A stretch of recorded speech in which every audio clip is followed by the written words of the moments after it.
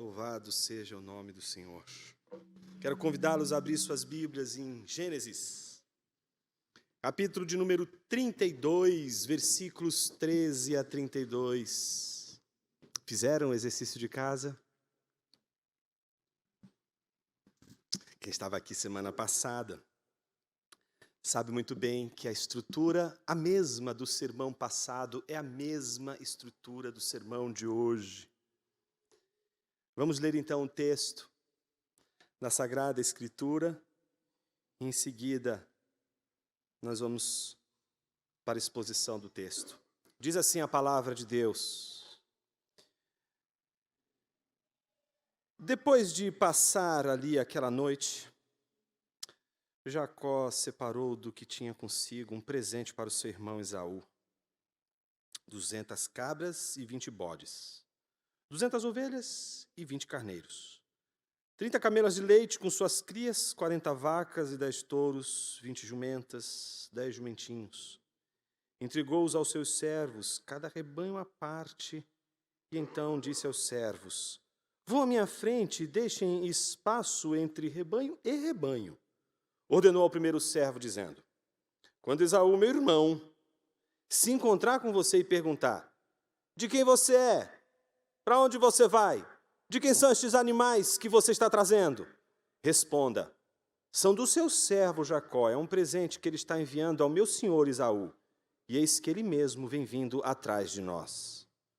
Jacó ordenou também ao segundo, ao terceiro e a todos que vinham conduzindo os rebanhos: é assim que vocês devem falar com Esaú. Quando se encontrarem com ele, também dirão: eis que o seu servo Jacó vem vindo atrás de nós. Porque Jacó pensava assim: eu o aplacarei com o presente que me antecede. Depois eu o verei pessoalmente e talvez ele me dê boa acolhida. Assim mandou os presentes à sua frente. Ele, porém, ficou aquela noite no acampamento. Naquela mesma noite, Jacó se levantou, tomou suas 2 mulheres, suas 2 servas, seus 11 filhos e transpôs o val do Jaboque. Reuniu todos e fez com que passassem o ribeiro. Também fez passar tudo o que lhe pertencia. Jacó ficou sozinho e um homem lutava com ele até o romper do dia. Vendo este que não podia com Jacó, tocou-lhe na articulação da coxa, de modo que a junta da coxa de Jacó se deslocou na luta com o homem. Então o homem disse: deixe-me ir, pois já rompeu o dia. Jacó respondeu: não deixarei ir se você não me abençoar. Então o homem perguntou: como você se chama?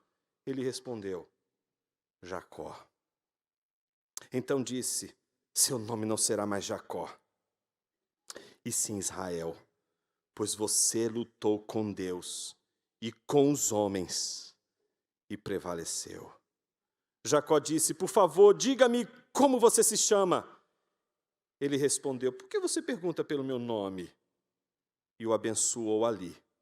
Jacó deu àquele lugar o nome de Peniel, pois disse: vi Deus face a face, e a minha vida foi salva. Nasceu-lhe o sol quando ele atravessava Peniel, e mancava por causa da coxa. Por isso os filhos de Israel não comem até hoje o nervo do quadril na articulação da coxa, porque o homem tocou a articulação da coxa de Jacó no nervo do quadril. Oremos uma vez mais. Senhor, fale conosco através de tua palavra, que sejamos por ela edificados uma vez mais, no nome santo de Jesus. Amém. Nós, os pecadores, nós, os pecadores, vou repetir, nós, os pecadores, não podemos ver tua glória sem temor. Como não temer a glória de Deus? Como estar diante do Senhor e não temê-lo? Dizemos isso com muita franqueza de coração, porque todos nós sabemos o nosso passado. Desde a semana passada, estamos lidando com um texto que se aproxima do grande clímax de toda a história dos dois irmãos, a história de Jacó e a história de Esaú. E é interessante como Jacó resolveu todas as questões, mas havia ainda uma questão do passado, de 20 anos atrás, que ele precisava colocar de uma vez por todas uma pedra. Essa pedra era tão pesada, quiçá ela fosse do mesmo peso daquela grande pedra que numa demonstração de força extrema, ele arrancou e arrastou até o poço para impressionar não só a sua amada, mas a todos aqueles que em nome de Labão estavam ali presentes. Ele precisa de todas as forças do mundo para colocar uma pedra numa questão que o aprisiona desde o passado. Me dirijo a você, crente. Crente como Jacó, que dificilmente seria membro de uma igreja hoje. Você, crente, que como Jacó, vive a vida dando cabeçadas, vive a vida fazendo coisas erradas, indecorosas, mas que por obra da graça de Deus foi escolhido, não merecia, é sórdido, predador, caçador, mas Deus chamou, trouxe você, levou você para o redil, e você mesmo sendo amado por esse Deus, mesmo sendo alcançado por esse Deus, está preso ao passado, está preso aos erros que cometeu, está preso a todas as atitudes e os reveses da vida que aconteceram por sua única culpa. Você que tem carregado uma culpa gigantesca, é uma pedra tão gigante que você, se tivesse uma força tão poderosa, seria capaz de arrastar aquela pedra até essa questão e fazer dessa pedra um ponto final. Acabou. Me dirijo a você, que não consegue andar para frente sem dar 1000 passos para o passado, e num remorso, numa dor terrível do que fez no passado, vive remoendo, batendo a mão na cabeça, dizendo: por que eu fiz isso? Por que eu fiz isso? Se eu pudesse entrar numa máquina do tempo. Olha como o princípio de onipotência nos toma, né? Se eu pudesse entrar no... É como se a gente tivesse o poder de mudar tudo. Então, se eu pudesse entrar no túnel do tempo e voltar, eu faria diferente. Faria a mesma coisa, desgraçado. Porque o problema não está no tempo, na máquina do tempo. O problema não é o tempo, o problema é você. Você é o problema. Por isso, se você toma o seu navio e singra até o coração dos mares, se você faz a sua cama nos céus ou no mais profundo abismo, o problema vai junto com você. E você sabe que o problema vai junto com você, não é porque você é o problema, é que junto com o problema vem o olho divino. Aquele olho que tudo vê. Aquele olho que sabe quem você é. Esse olho, que não é o olho dos irmãos da sua igreja, que não é o olho da sua família, mas é o olho que sabe quem você é e de que material você é feito. A você que desesperadamente bate na cabeça dizendo: Senhor, se eu pudesse mudar a história. O sermão de hoje é dirigido. Jacó, ele fez muitas besteiras. Foi escolhido por Deus, é eleito por Deus. A gente até olha e diz assim, Senhor, mas podia ter escolhido um melhor. Mas aí logo a gente olha para nós e a gente fala, não, Senhor, o Senhor escolheu até bem. Não é isso?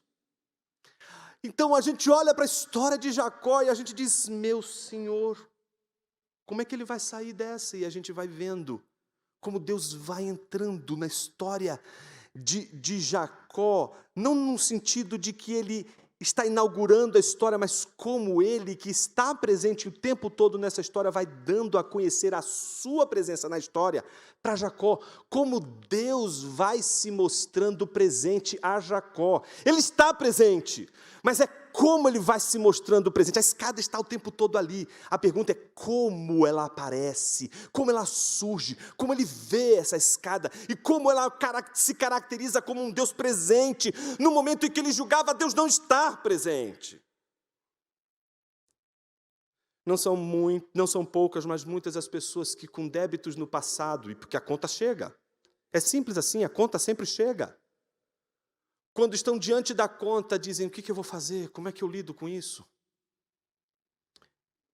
Imagina quantas pessoas, quantas e quantas pessoas fizeram coisas erradas, entraram por outro caminho e fizeram outros caminhos errados de novo, e erraram de novo, e erraram de novo, e agora elas precisam consertar a vida. Não tem mais perdão, não tem mais conserto, não tem mais transformação, não tem mais mudança. Nada muda. Estamos lançados no inferno dessa vida, de erro em erro, erro em erro, erro em erro, sem absolutamente nenhuma transformação. Estamos já condenados. Ou será que há a possibilidade de alguém que nasceu suplantador, alguém que nasceu predador, alguém que nasceu tentando roubar o lugar do outro, alguém que nasceu violento, alguém que nasceu impuro? Será que há uma saída para esse predador? Me dirijo a você, que sabe, que luta o tempo todo contra os seus pecados e diz o tempo todo, Senhor, como eu me livro dessa sanha que me alcança desde o passado? A gente não pode, quando a gente faz a revisão, simplesmente dizer, como é que eu resolvo o passado? Como é que eu vou para o passado para resolver o passado? A gente não pode fazer isso explodindo o presente, porque o presente está aí.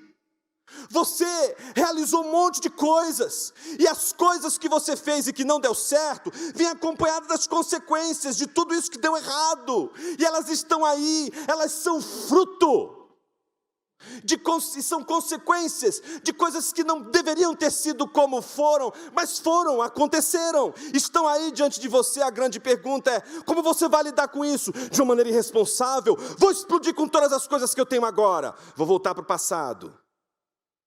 Vou tentar recuperar um casamento que eu perdi lá no passado. Vou tentar recuperar uma amizade que eu perdi lá no passado.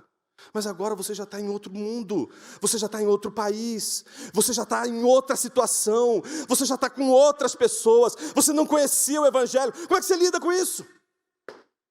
Como é que se conserta a vida?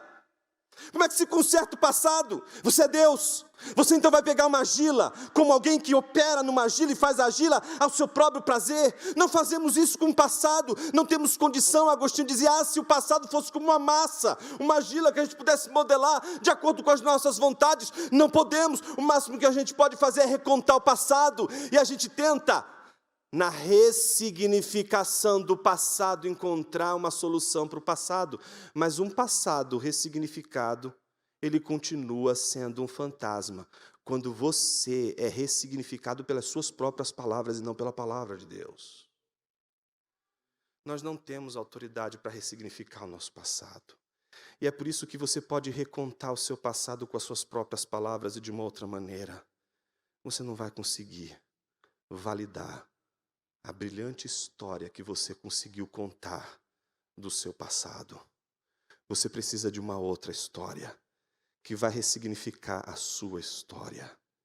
Você precisa de juntar a sua história a uma outra história que é maior do que a sua história e que une a sua história com a pessoa que está do teu lado. A grande história que reúne todas as histórias do mundo. A história do Redentor. Como Jacó está passando por dificuldade, né? A conta chegou, São 20 anos, não dá mais. Vou voltar para casa, eu quero acertar a minha vida. Mas ele não é irresponsável, ele toma as suas decisões, como nós vimos na semana passada, e ele segue exatamente os passos. Iniciativa, ele não fica dizendo, deixa as coisas acontecerem, Deus é bom, Deus é providente, está tudo determinado por Deus. Ô seu... Eu ia xingar de calvinista, mas não dá, né? Presta atenção no que eu estou dizendo para você. A predeterminação que você estabeleceu é só uma quimera da sua cabeça. As coisas estão acontecendo desde muito antes de você existir, a revelia não só sua, mas de toda a humanidade. Elas seguem o curso de Deus. Então, todo mundo sabe que o mundo está determinado pela providência de Deus, ou pelo menos deveria ter consciência de que a providência de Deus determina todas as coisas. Que estamos num teatro, como dizia Calvino, da glória de Deus. E que se hoje nos falta, para pensar, inclusive a esfera pública, não é outra coisa senão a doutrina da providência, que sumiu, evaporou dos nossos manuais, dos nossos textos de ciência política, de filosofia política. De repente, sumiu a doutrina da providência. Ninguém mais fala da doutrina da providência. Ela simplesmente evaporou. Ela se encontra lá em Hobbes, Locke, Rousseau, todos eles estão falando da providência, todos eles falam, a gente já não fala mais, não tem mais providência, cada um está dando conta da sua própria vida. Independente disso, o que nós vemos é algo muito diferente. É um Jacó que toma iniciativa, mesmo sabendo que Deus é providente. Mas ele toma iniciativa de uma maneira muito diferente daquela outra iniciativa. Então existem dois tipos de iniciativa. Uma iniciativa que você toma dizendo assim, Senhor, eu tenho um grande projeto, eu tenho um grande plano, ele é maravilhoso, eu concebi esse plano com muita paciência e eu só preciso de um empresário para investir aqui. E eu acho que o Senhor, que é o dono do ouro e da prata, vai investir no meu projeto, que é brilhante. Eu sei o que eu estou fazendo. Aposta em mim, Senhor. Eu sou um cavalo que vai dar certo. Essa pode ser uma iniciativa tua. Você pode improvisar a grande história da sua vida. Outra coisa bem diferente é a iniciativa responsável. É você fazer o que precisa ser feito sabendo o que Deus quer de você. Então, o que Jacó faz para lidar o passado? Iniciativa com responsabilidade. Segundo, ele cumpriu o dever, lembra? Não só ele envia os seus mensageiros para falarem com Esaú, como ele pega a sua família e divide, separa a sua família, vai proteger mulher, vai proteger filho. Ele não dá um chute no seu presente, ele não vai resolver o passado dizendo assim, eu fiz tudo errado na minha vida, hoje eu fiz outras escolhas, as escolhas de hoje foram escolhas também horrorosas, deu tudo errado agora, então que se exploda o presente, eu vou atrás do passado, recuperar o passado. Meu filho, isso aí é outro mundo, você está vendo o evangelho lá dos gregos. O evangelho do cristianismo é um evangelho diferente, não é de volta no tempo. O nosso modelo não é o eterno retorno do mesmo, o nosso modelo é a ressurreição de Cristo Jesus. A ressurreição é o modelo da nossa temporalidade. Jesus não volta atrás. A gente olha e não reconhece ele. Alguma coisa está diferente. Mas é claro que tinha que ser ele. Ele, quando falava, a gente não ardia o coração. É claro que não é, parece não ser a mesma coisa. Mas é ele, não tem como não ser ele. Aí quando se descobre que realmente é ele não está mais ali. Todo mundo tem dúvida, será que é ele mesmo? Tem alguma coisa diferente. Mas as chagas estão ali. A ressurreição não apagou as marcas da crucificação. Ele ressuscita com elas.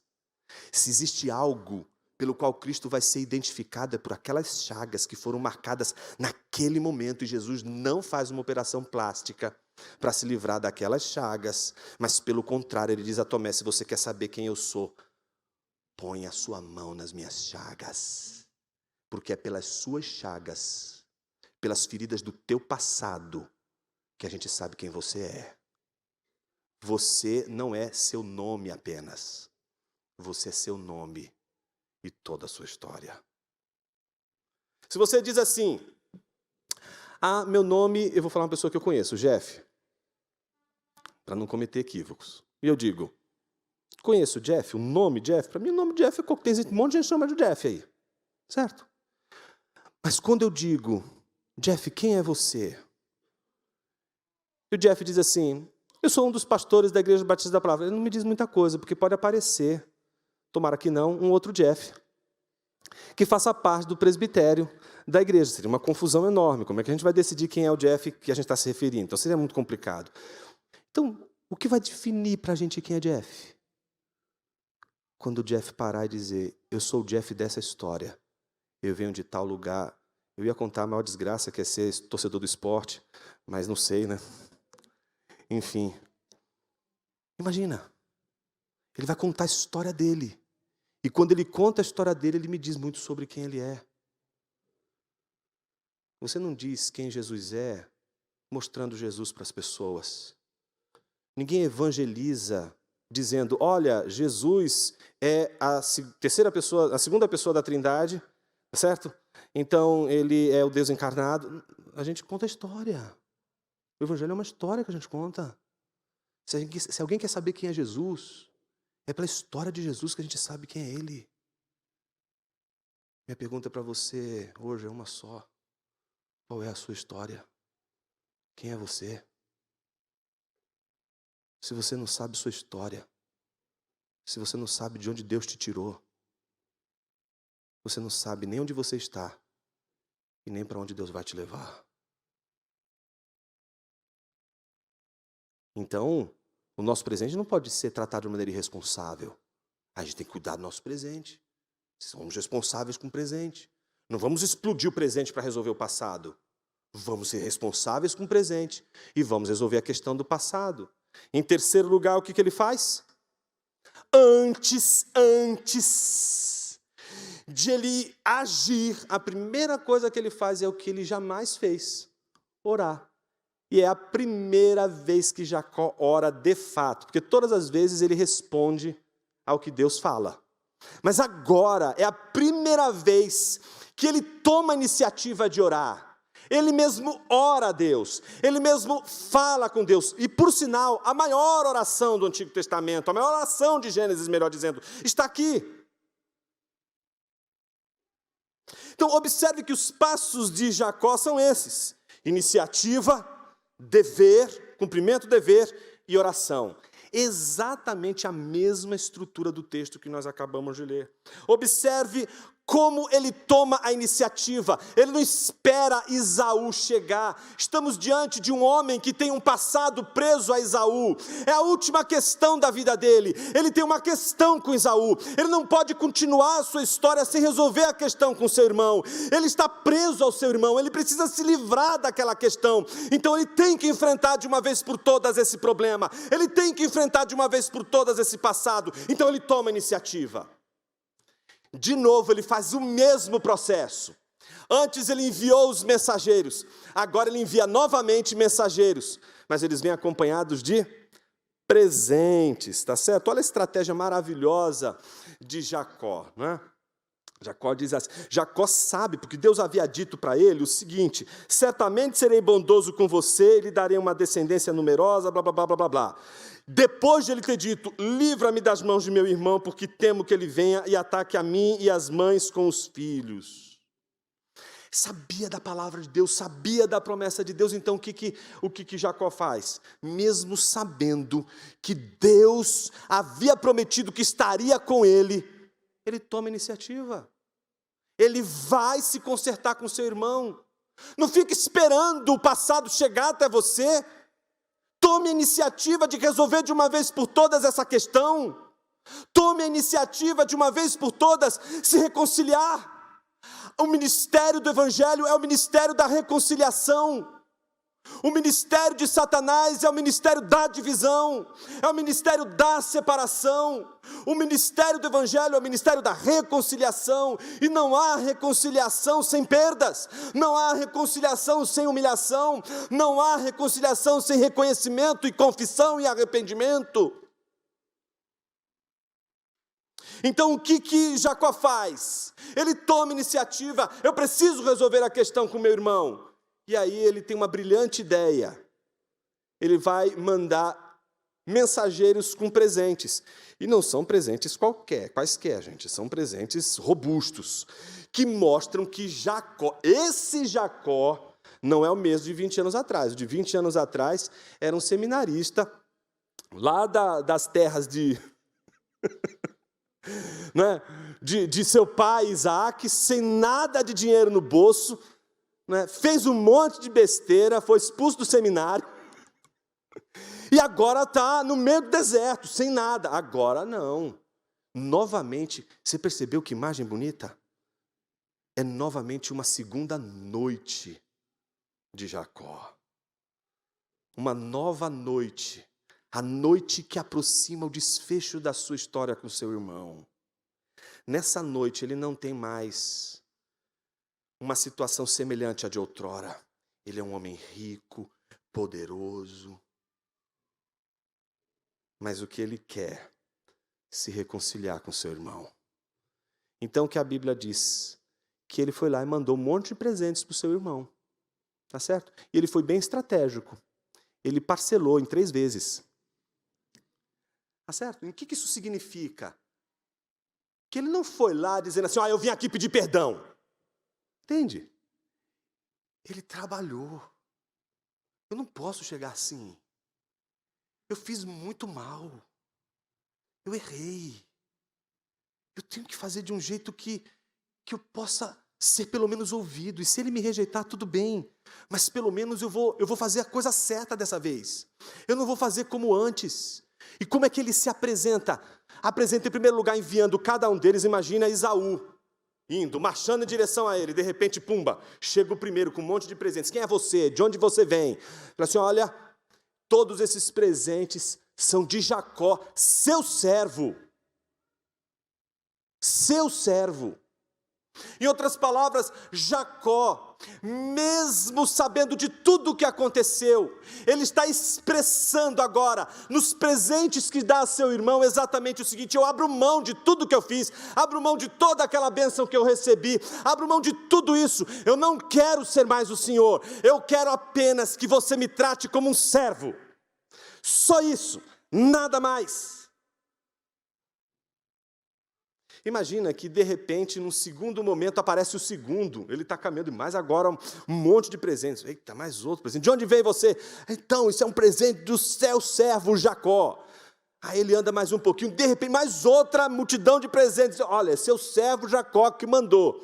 Então imagina, Esaú vai recebendo tudo aquilo, só que ele não vai recebendo os presentes apenas por alguém que está dizendo, seu servo Jacó te mandou. Observe. Seu servo Jacó te mandou esses presentes. E ele está vindo logo atrás. Ele não está fugindo. Ele não está dizendo a Esaú que ele não vai encontrar com Esaú. Ele está simplesmente seguindo um padrão, um ritual de reconciliação. Ele está seguindo exatamente o que precisa ser feito. Ele está fazendo o que é necessário para reconciliar. E ninguém se reconcilia sem perder. As pessoas querem se reconciliar saindo por cima. Elas querem resolver as questões ainda por cima. Imagina. Não, as pessoas não querem se humilhar. As pessoas que erraram no passado, elas querem fazer de tudo. Mas querem evitar exatamente a única coisa que pode curar a ferida do passado, que é a humilhação. A humilhação curadora. Aquela que nos liberta de fato. Então ele toma iniciativa e ele tem um objetivo com isso. Qual é o objetivo com os presentes, pessoal? Aplacar o rosto de Esaú. Isso não aparece no português, mas no texto hebraico é a mesma ideia de mostrar ou esconder o rosto. Imagine que para os hebreus, não é o povo de Deus, esconder o rosto é dizer o seguinte: eu não quero ver o rosto de alguém que está irado. Então, como é que eu faço para não ver a face de alguém irritado? Eu escondo. Eu quero aplacar, para que eu não veja o rosto com raiva, seja inibido e fuja. Então, o que ele está dizendo é como é que eu faço para que o rosto do meu irmão não seja o rosto de alguém que me odeia. Como eu faço para mudar o semblante do meu irmão, para que ele possa me ouvir? O que eu posso fazer antes mesmo de falar, para que ele possa me ouvir? O que eu preciso fazer antes? E que é necessário para destrancar de uma vez por todas aquilo que vai impedi-lo de me ouvir? Tu entende o que Jacó está fazendo? Jacó está destravando tudo, para que o seu irmão possa ouvi-lo. Então ele toma iniciativa. Isso está nos versículos 13 a versículo 21, que nós acabamos de explicar. O que vai acontecer em segundo lugar? O mesmo que nós vimos na semana passada. Se ele toma a iniciativa, o que agora ele faz? O que ele precisa fazer? Dar conta do presente. Ele precisa ser responsável com o presente. Ou seja, ele precisa cumprir o dever. Observe os versículos 22 e 23. Naquela mesma noite, observe a ênfase. Na mesma noite, Jacó se levantou, tomou suas 2 mulheres, suas servas, seus 11 filhos e Adiná. Cadê Adiná que não aparece aqui? Calma, isso é uma história de um outro sermão que vai acontecer no capítulo 34. E transpôs o val de Jaboque, reuniu todos e fez com que passassem o ribeiro. Também fez passar tudo que lhe pertencia. O que ele fez então? Antes de encontrar com seu irmão, ele tem um presente. Ele tem a responsabilidade de hoje que ele não pode deixar escapar. Ele não pode ser irresponsável com o que está sobre as responsabilidades dele hoje. Então ele cuida, ele cumpre o seu dever. Ele não é alguém que diz assim, que se exploda o presente, eu vou ser feliz. Não. É alguém que está cumprindo o seu dever, guarda suas esposas, seus filhos, os bens que vão ser suficientes para sustentá-los, guarda eles, põe eles são e salvo. Então, primeiro, iniciativa. Segundo, cumpre o seu dever. O que falta agora? A oração. E essa oração, ela é uma oração muito estranha, porque ela parece mais com uma batalha num ringue do que uma pessoa de joelhos dobrados, com as mãos juntas e próximas à face, orando ao Senhor.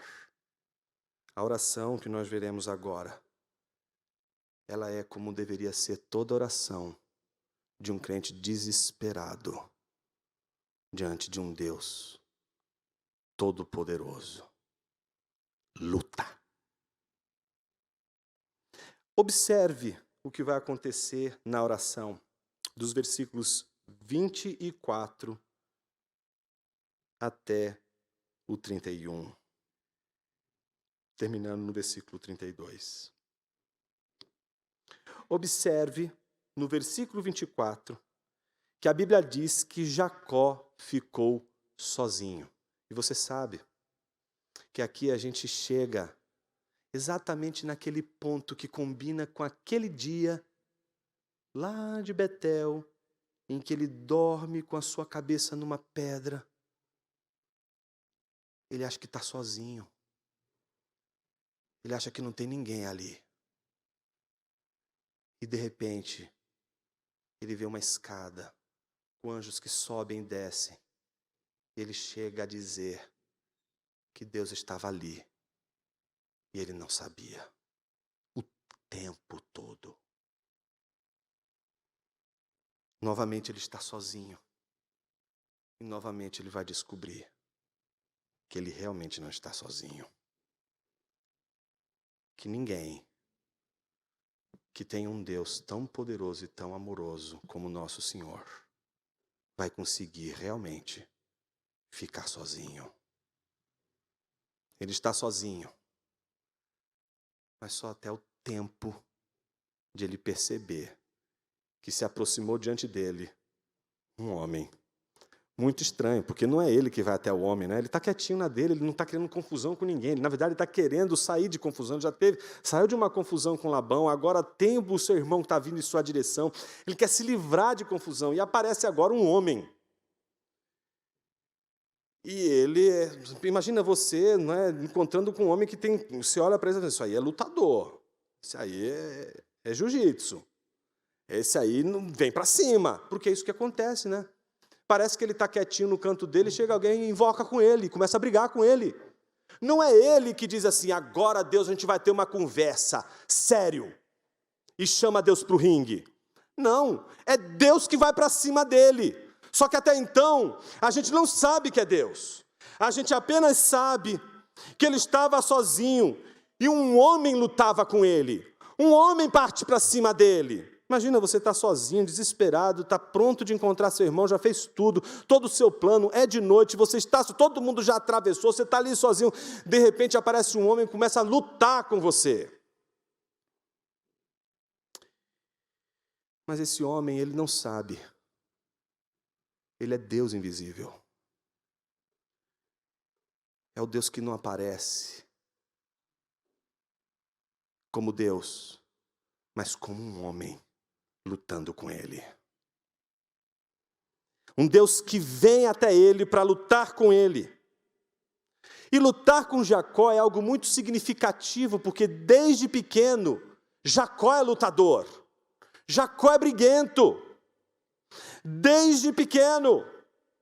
Sabemos também da força de Jacó. Sabemos o quanto Jacó era admirado pela força que possuía.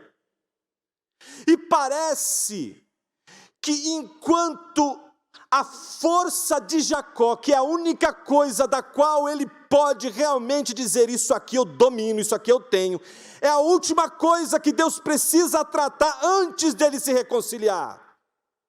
A única coisa que fez inclusive com que Jacó fosse aceito por Labão e fizesse com que Labão desejasse ele por 20 anos ali, servindo a ele, é justamente a sua força. Sua força foi desejada por Labão, sua força era grande, o grande atrativo de Jacó. E é justamente a força de Jacó que será tratada por Deus antes da reconciliação. Deus não vai permitir que você fique forte o suficiente para se entregar a Ele. Ninguém se entrega ao Senhor enquanto tiver 1% de força ainda. A gente só entrega tudo ao Senhor quando não tem mais força nenhuma. Quando nós fomos totalmente vencidos. Então o que acontece nessa passagem? Um Jacó forte que um dia pegou uma pedra tão gigante e moveu, pedra que 12 homens teriam dificuldade de levantar. Este homem sobrevive aos golpes deste homem. Veja, o texto em nenhum momento diz que Jacó venceu a batalha com este homem. O que o texto diz é que ele sobreviveu, ele não poderia sobreviver. A ideia é de que na luta com este homem, ele não sairia dali vivo. Ele não vence a luta, mas ele sobrevive à luta. Ele sobrevive àquela batalha. E observe, o que nos interessa é como ele sobrevive àquela luta intensa com Deus.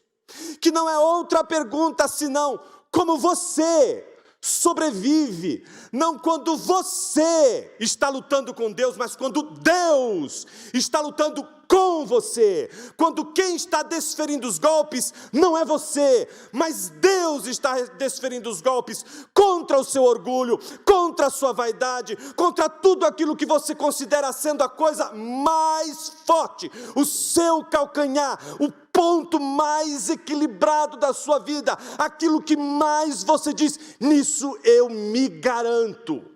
O que fazer quando Deus toca exatamente no fundamento de toda a sua segurança e te torna completamente inseguro? A Bíblia diz que Jacó sobreviveu aos golpes de Deus. Observe, vendo este que não podia com Jacó, porque eles lutaram noite adentro. Vendo este que não podia com Jacó, porque ele via e Jacó estava lá, sobrevivendo. O homem que podia aniquilá-lo de uma só vez, não faz. Ele apenas toca ele de uma forma tão poderosa que ele não consegue mais reagir. Ele não usa a força que ele tinha para aniquilar de uma vez por todas Jacó.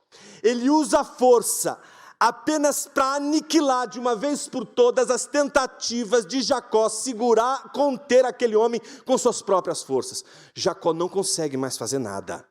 Naquele mesmo momento em que o homem toca a articulação da coxa, de modo que ela desloca, e Jacó não consegue mais reagir com a força, a gente encontra um Jacó insistente.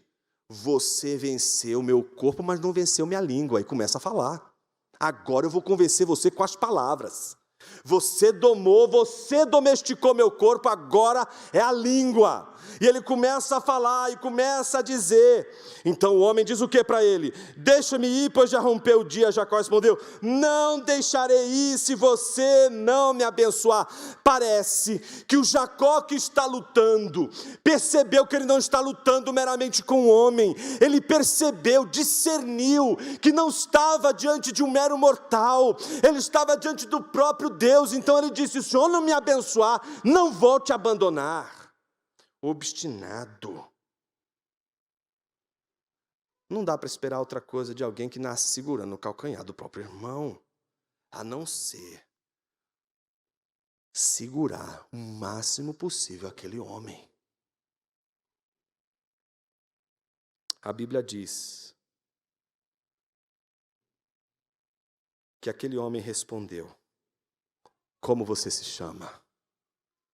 E aqui é a hora da verdade. Porque se eu pergunto para você quem você é, olhando ali para o Jeff diz: eu sou Jeff. Para nós, Jeff não diz muita coisa, é só um nome. Mas quando o Jeff diz: eu sou Jeff, a minha história é essa, aí a gente sabe quem é Jeff.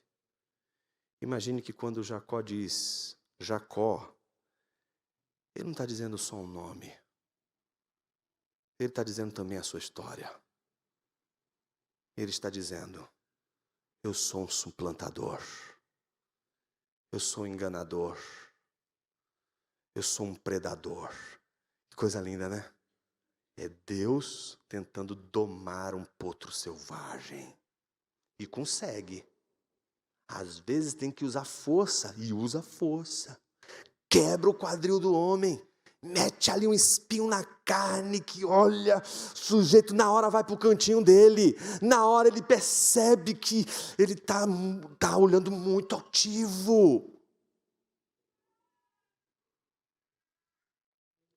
A Bíblia diz que naquela mesma hora em que ele disse: meu nome é Jacó, então ele diz: seu nome não será mais Jacó, e sim Israel, pois você lutou com Deus e com os homens e prevaleceu.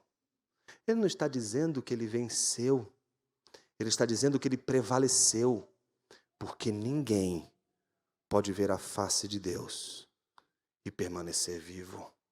Como Jacó conseguiu? Como ele teve essa façanha? A gente sabe que quando Moisés vê pelas costas, porque sabe que ninguém pode sobreviver diante de Deus. E qual é a grande façanha de Jacó? Exatamente essa: a de alguém que esteve com Deus, lutou com Deus e não morreu. Não morreu não porque ele não poderia ser morto, porque ele é uma espécie de Highlander que nunca morreria. Pelo contrário, não morreu porque Deus não queria matá-lo.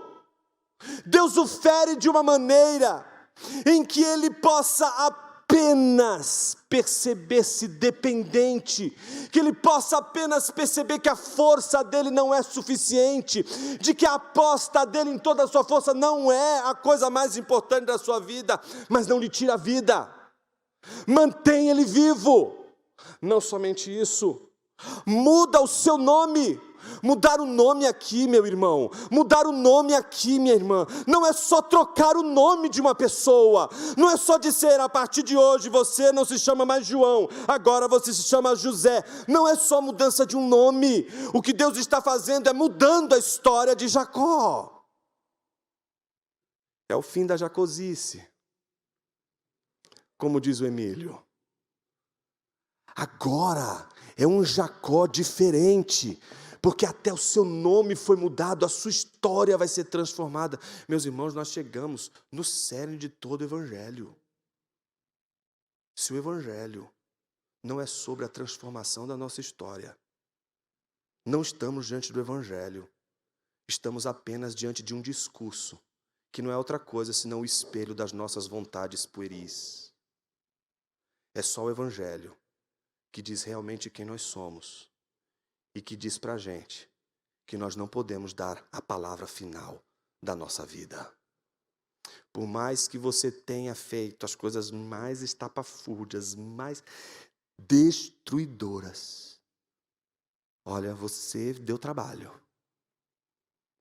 Mas o seu trabalho todo para dar tudo errado não foi tão poderoso assim como você pensa. Porque para fazer, você precisaria ser cabuloso para poder fazer um pecado que pudesse de uma vez por todas te banir da presença de Deus ou te banir toda a esperança. Só existe um pecado que pode acontecer isso. Eu não estou me referindo à blasfêmia do Espírito Santo. O único pecado que poderia anular toda a tua esperança é se você fosse capaz de destruir aquele que te amou, que te escolheu, antes de te transformar naquilo que Ele quer que você seja. Ele não te amou como Ele quer que você seja. Ele te amou mesmo você sendo quem você é. E o seu amor é tão poderoso que Ele te ama e não aceita que você permaneça como você é. Por isso Ele te ama até mudar você, não como você quer, não de acordo com o que você quer e deseja, mas de acordo com Cristo, com a imagem de Cristo Jesus, até que Ele, Cristo Jesus, seja formado em você. Quem é Jacó? A Bíblia diz que, primeiro, nós vemos um homem que não venceu na força, que disse, vou tentar com as palavras, persevera com as palavras, não quer deixar o homem ir embora, que agarra a Deus como um dia agarrou os pés do seu irmão, mas que ao mesmo tempo é transformado por este homem, que não é outra pessoa senão Deus, que aparece na forma de um homem, e que realiza uma transformação tão poderosa na vida de Jacó, que faz Jacó desejar conhecer algo que não seja o próprio espelho. O que é que faz uma pessoa realmente ser transformada? A descentralização de si mesmo. Quando você encontra um tema mais importante na vida do que você mesmo, suas vontades e seus desejos. A primeira coisa que acontece como sinal da transformação de Jacó, não é que ele quer saber como que está a família, como que estão os filhos, ele quer saber quem Deus é. O maior sinal de uma vida transformada é se ela é capaz de encontrar algo que seja maior do que ela mesma, digno de ser conhecido mais do que ela mesma. Então Jacó diz, por favor, diga-me como você se chama. Você está entendendo que Jacó não quer só saber o nome? Jacó não quer simplesmente saber o nome de Deus, como você e eu gostamos de saber o nome das pessoas com as quais falamos. Jacó quer saber qual é a história deste homem que lutou comigo hoje e que é o mesmo Deus que falou comigo em Betel. O curioso é que o homem não responde, dá uma de filósofo, faz uma pergunta e diz assim, por que você pergunta pelo meu nome? E aí fica o vácuo, né? Aquele vácuo que todo crente sabe quando ele está diante de Deus. E quando faz essa pergunta, percebe que pelas seus próprios recursos não pode saber quem Deus é. A não ser pelo homem de todos os homens, o homem que se fez carne, sendo ele Deus e não mero homem. O Deus que, sendo carne e osso, revelou não apenas o nome de Deus, mas a história do Pai. De uma tal forma que, se hoje nós sabemos algo sobre Deus, é porque o Deus homem ainda continua lutando. E lutando, graças a Deus, contra nós e as nossas vontades. Veja o que a Bíblia diz. Logo em seguida, e abençoou ali. Jacó deu àquele lugar o nome de Peniel, pois disse: vi Deus face a face. E quando isso acontece, é morte na certa. Mas ele não morreu. Vi Deus face a face. E a minha vida foi salva. E foi salva pela graça e pela misericórdia de Deus. E como termina o texto? Como termina toda a história de redenção? No dia seguinte, no nascer do sol, quando ele atravessava Peniel e mancava por causa da coxa. Será que você consegue perceber no seu caminhar a sua perna manca? Será que você consegue, se você pudesse olhar para trás, perceber que nas pegadas que você deixa, uma das pernas está sendo arrastada? Será que você consegue perceber que quando Deus transformou a sua vida, Ele teve que tocar exatamente naquele ponto que você dizia: sem isso eu não vivo? Será que você consegue perceber que mesmo o sol brilhando uma vez mais, seria impossível você reconciliar-se com seu irmão sem que antes Deus preparasse você? Será que você não percebeu que Deus está fazendo com Jacó o que Jacó estava fazendo com Esaú? Jacó estava preparando Esaú com seus presentes, porque Esaú não vai poder ouvir a confissão do seu irmão sem ser preparado. Mas não é só Esaú que precisa ser trabalhado. Aquele que confessa também precisa ser trabalhado. E você não vai ser trabalhado por aquele que você ofendeu ou por aquele que você fez tanto mal.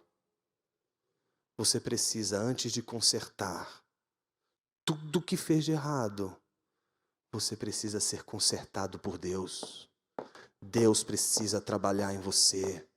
E a minha pergunta hoje é uma só: você consegue perceber o trabalho de Deus em sua vida? Não é o trabalho. Tem gente que acha que Deus está trabalhando na minha vida, Ele me deu um carro novo. Você está na igreja errada, você tem que ir naquela igreja da prosperidade. Ali é que fala essas coisas. Aqui não, aqui é outra coisa. O que a gente está perguntando para você não é se Deus te deu um carro novo, porque Ele dá mesmo. Tá certo? Tomara que dê. Não é isso, o ponto não é esse. A pergunta é se você consegue perceber Deus trabalhando em você e não permitindo você ser Jacó. Você está pedindo tanto para Deus mudar você. Então, Ele está te deixando manco. Ele está tocando exatamente o teu calcanhar de Aquiles. Você está gritando, você está dizendo: não, isso não, deixa. É isso que Ele está fazendo, Ele está trabalhando em você. Eu sei que está te humilhando. Não é fácil andar mancando por aí. As pessoas vão saber que Ele tocou em você. E isso é disciplina do Senhor. A disciplina é a maneira pela qual Deus toca os seus filhos, porque ama seus filhos. O amor de Deus está exatamente em não permitir que os seus filhos deem vazão à sua própria paixão. Você não leu Romanos 1? A Bíblia diz em Romanos 1 que o maior de todos os juízos que Deus poderia derramar sobre nós não é Deus lançar você no inferno, criatura. É só Deus dizer assim para você, crente: faz o que você quer. Faça o que você quer. Você não precisa de Satanás para se destruir, não. Faça a sua vontade, você vai se destruir sem ele. Então, quando Deus tira o freio, Quando Deus tira aquilo que impede você de fazer a maior maldade da sua vida, e você faz o que você quer, você se destrói. Mas quando Deus põe um espinho, quando Deus desloca o quadril, Ele está dizendo, você não vai destruir a sua história. Deus entra na nossa história e liga a nossa história com uma outra história. E qual é a história que Ele liga? A gente sabe que o versículo 32 diz que por causa disso, não é? A Bíblia diz que os filhos de Israel não comem, né, até hoje, o nervo ciático. Não vão comer nada que diz respeito àquela região, justamente porque o homem, este Deus em forma de homem, que aparece na forma de um homem, tocou a articulação da coxa de Jacó no nervo do quadril. Ou seja, há algo que vai lembrando o tempo todo a história de um patriarca que tinha tudo para dar errado, mas Deus não permitiu que ele destruísse a história da redenção. Sabe o que a gente está de olho aqui? Imagina que Moisés, quando está entregando isso para o povo tem que ler e ver isso aqui. Como Deus está guardando o povo da aliança que vai receber o Filho de Deus. Eu queria terminar o nosso sermão de hoje lembrando que este homem que luta conosco e que a gente chama de Jesus de Nazaré, que não é uma mera aparição de Deus, não é mais um Deus que se manifesta diante de mim e de você na forma de um homem, mas é o Deus homem. Este Deus homem não vai permitir que você permaneça como você está. Ele nunca vai permitir que nós permaneçamos do jeito que nós nos encontramos. Ele vai transformar, Ele vai tocar nas áreas de resistência. E Ele não vai permitir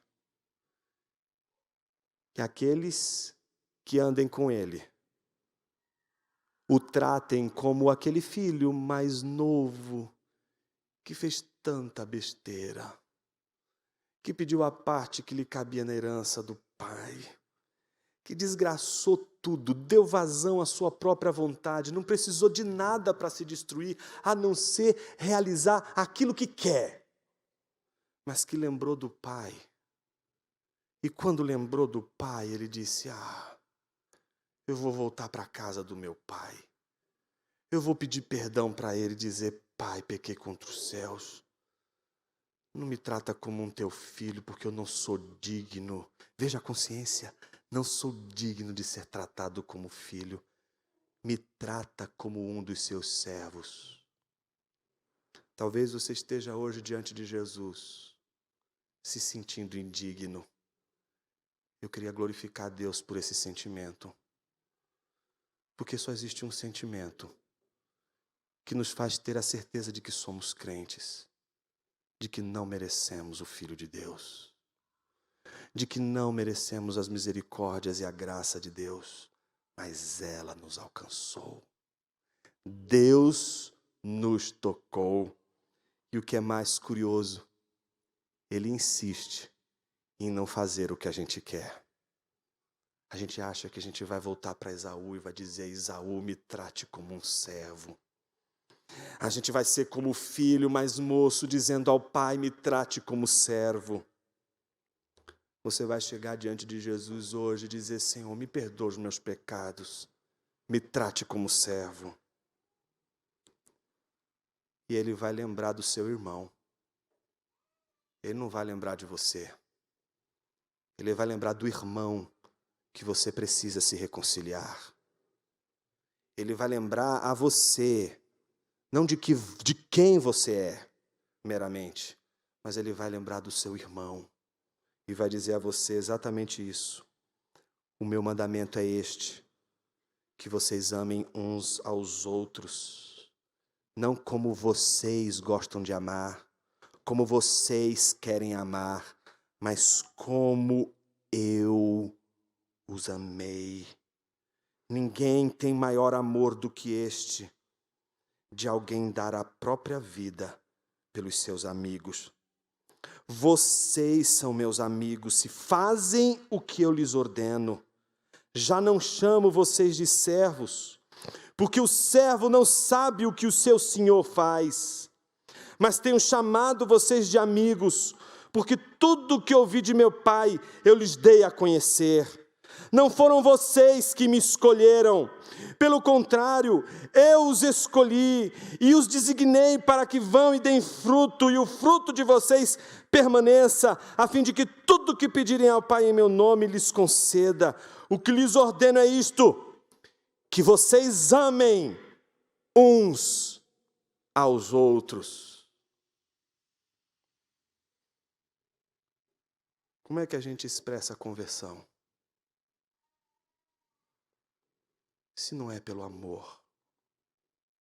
Não como a gente costuma oferecer, mas é aquele amor de Jesus. Não como Jesus, que ama o perdido, nojento, asqueroso, sujo, que você consegue ver, identificar, e que é mesmo sujo, asqueroso, nojento. Não. É o Jesus que amou você também, predador, predadora. O Jesus que amou você, predador oculto, predador, que sabe a arte do disfarce. A igreja não é uma divisão de classes, os santinhos e os sujinhos. Os sujinhos, com a vida toda destruída, com a vida toda desgraçada, que só fazem besteira. Esses são os crentes de segunda classe. Agora a gente tem os crentes de primeira classe. Os de primeira classe são aqueles que não têm pecado. Não tem pecado não, irmão. Tem pecado sim. A Bíblia diz que todos pecaram. Então pode ter certeza que o irmão que está cheirosinho está fedendo também. O problema não é o fato de que nós temos pecado, porque todos pecamos. O problema não é que alguns vão ter os seus pecados revelados e outros ocultos. O problema é que o fedor do pecado, ele fica impregnado, não é nas nossas narinas, é na nossa imaginação, é nos nossos pensamentos e nas nossas palavras. Por isso a minha pergunta para você é uma só. Quem é você? Jacó ou Israel? Quem é você? Aquele que sabe de onde Deus te tirou, ou alguém que ainda anda sem perceber no rastro que deixa uma perna que manca, como a marca de que Deus não lhe permitiu ser do jeito que você gostaria de ser. Minha oração hoje é para que a gente apenas lembre de onde Deus nos tirou. Será que você pode curvar sua cabeça por um momento?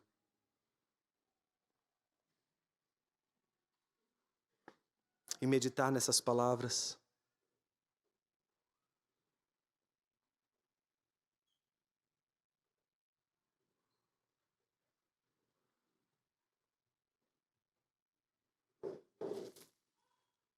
Sabe o que é curioso enquanto você medita? É que Jesus foi amigo de traidores, de mentirosos, de gente mesquinha. Ele amou traidores até o fim. E um desses traidores, ele entregou sua própria igreja. Ele é o amigo também dos traidores.